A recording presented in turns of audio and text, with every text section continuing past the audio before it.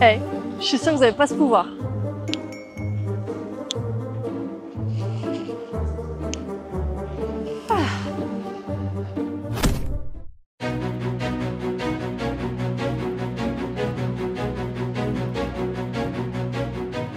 Ils avaient disparu depuis plus de 200 ans, les jardins à la française du domaine de Dampierre. S'ils revivent, c'est grâce à plus d'1 an de travaux et l'intervention d'une 60aine d'ouvriers et un heureux hasard qu'aiment bien les fans d'histoire.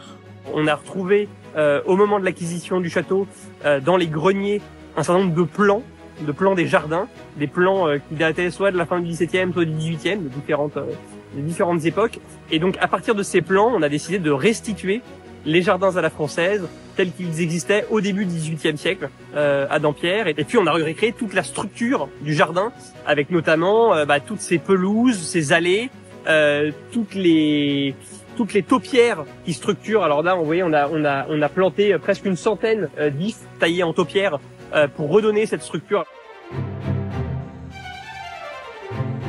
Les jardins sont conçus par André Le Nôtre et François Monsard, mais ils sont nés véritablement au milieu du XVIe siècle lors de l'installation du duché de Chevreuse à Dampierre par Charles de Guise. Avec cette restauration, Francky Mullier, le propriétaire, poursuit la mue de ce domaine qu'il a acquis en 2018. À la fin du XVIIIe siècle, 8 grands bassins ornaient ces jardins, mais que s'y passait-il?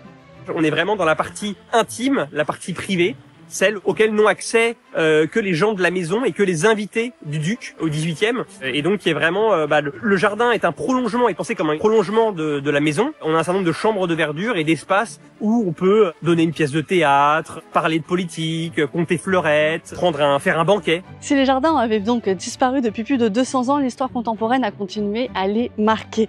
C'est l'histoire, un petit peu, la petite anecdote de cette statue qui se trouve derrière moi. C'est celle d'Hélène enlevée par Paris. Vous connaissez l'histoire qui suit. Mais est-ce que vous savez ce qui se passe dans les années 1940? Quand le château a été acquis en 2018 par Francky Mullier, la statue était très abîmée.